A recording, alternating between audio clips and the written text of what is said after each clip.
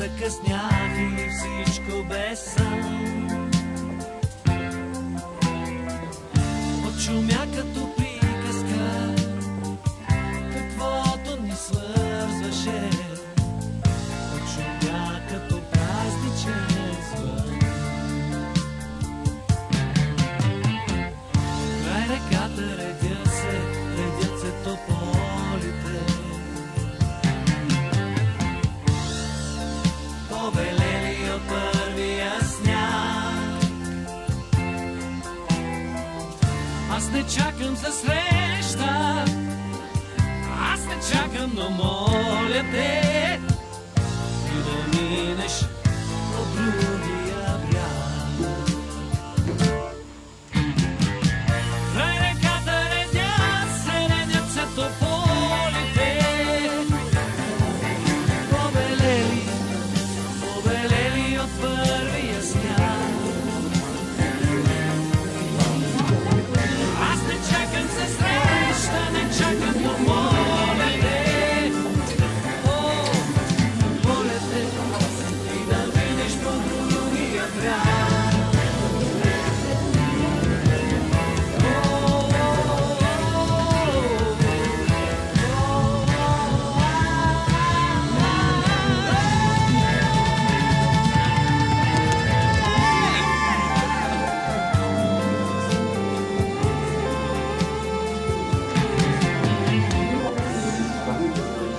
Merci d'avoir répondu à notre invitation. Février est à peine achevé qu'après les grands formats, l'éclat de la couleur omniprésente et l'approche sérielle de Daniel Renaud, nous voilà plongés dans un tout autre univers. Ainsi, Pierre-Jean Varret et Sylvia Netcheva nous invitent à faire le grand saut vers un monde plus intimiste, celui du collage. C'est un réel plaisir d'accueillir Pierre-Jean et Sylvia, que je connais depuis peu.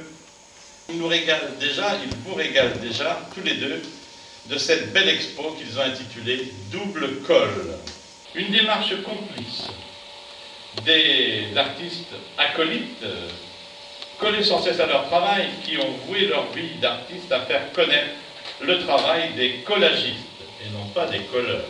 On colle des affiches, on en a déjà collé beaucoup, certains d'entre nous notamment, mais là, on est dans le collage. Les collagistes, donc. Hein. On y tient, n'est-ce pas, Pierre-Jean? Qui a entendu coller des affiches aussi, alors. Si nombreux en cette première moitié du XXe siècle, nombreux encore aujourd'hui et parfois méconnus. Comme vous le voyez ici, l'art et la littérature font bon ménage chez Pierre-Jean Varret. D'aucuns diraient avec un brin d'humour qu'ils sont à la colle. Puisant son influence chez les grands maîtres, tels Vermeer et sa célèbre laitière, voilà, la laitière et le Bretonnet, hein, dans l'école on se souvient de ce point. Pierre-Jean pratique l'art du détournement, cher aux surréalistes également. Un trait de plume bien senti donne à ses titres, vous l'avez remarqué, un relent de poésie que n'aurait pas renié Jacques Prévert ou Boris Vian. Quant à Sylvia Netcheva, l'on perçoit bien ses origines bulgares dans ce travail hyper méticuleux qui rappelle, comme l'a dit Martine, évidemment, nous avions les mêmes sources. Hein. J'ai fait un copier-coller. Évidemment. Ces icônes du monde orthodoxe. Elle a choisi de redonner vie à des éléments du quotidien qui, assemblés, collés, retrouvent une vie, une deuxième vie, emmenant le spectateur sur le chemin de la rêverie et de la poésie. Foisonnant de symboles, de magie aussi, ces œuvres attirent l'œil et le retiennent, tant les détails sont nombreux et évocateurs. Le problème, c'est de rester sur place, c'est très dur pour moi, je n'arrive pas à me coller nulle part.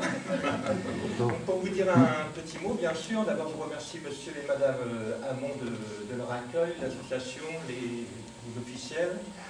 J'apprécie beaucoup cette démarche de l'art qui va dans l'école, je me sens tout à fait solidaire de ce genre d'état d'esprit. Je pense qu'un artiste, c'est avant tout un citoyen, et l'artiste dans la ville, c'est un ouvrier artiste, tout simplement, comme aurait pu dire éventuellement Prévert, et on est des ouvriers de l'art qui réclamons également plus de pouvoir d'achat, quelque part. Donc on est avant tout citoyens.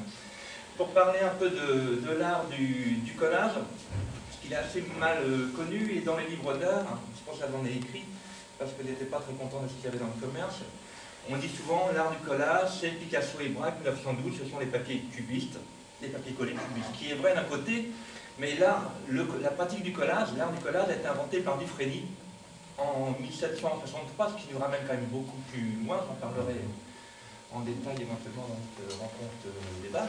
Ça a été après une pratique populaire qui a duré plus de 200 années, et quand Picasso et Braque se sont emparés de cette pratique populaire, ils l'ont fait rentrer dans l'art avec un grand art. Alors c'est vrai qu'ils ont mis le collage dans l'art, mais le collage était une pratique populaire qui avait plus de 2 siècles d'existence. Sylvia prend des papiers, toutes formes de papiers qu'elle trouve, souvent du bas d'œuf, parce que ça permet aux bulgares de se nourrir et de créer en même temps. Chacun fait ses budgets. Elle fait une pâte à papier, et à partir de sa pâte à papier, elle va découper des formes suivant le schéma qu'elle avait fait. Tout des papiers, hein. On croit que c'est de la ficelle, etc. En fait, c'est des petits papiers, des papiers, torsadés, etc., etc., etc.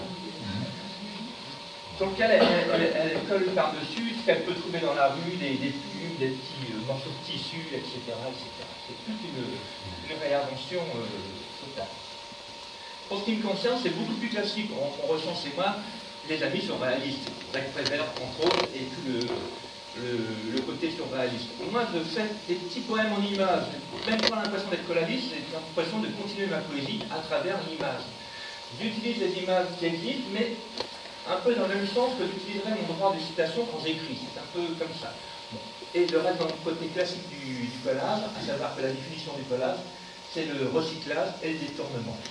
Je le dis souvent, ça, parce qu'on est des artistes recycleurs. On devrait être subventionné par le ministère de l'Environnement depuis Mathusalem, parce que nous vivons avec les déchets de la société que nous transformons modestement en œuvres d'art. Modestement, je dis. C'est la prétention d'œuvres d'art. On verra après notre vécu ce qu'on pense des générations. Merci. Et le mot bulgare est благодаря. Merci pour vous, pour coller avec nous, avec l'espace, pour ces éléments double école et possible français. Merci. Voilà. Je vous remercie de votre écoute et je vous souhaite une bonne visite et merci beaucoup de votre présence.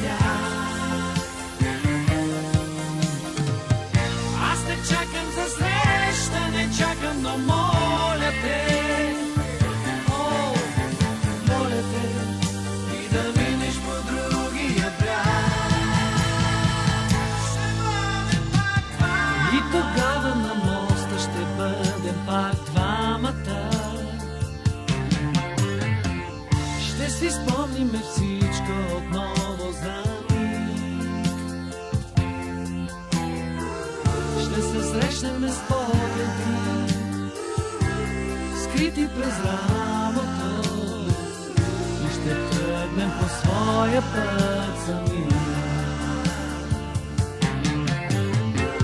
Ще се срещнем с погледи,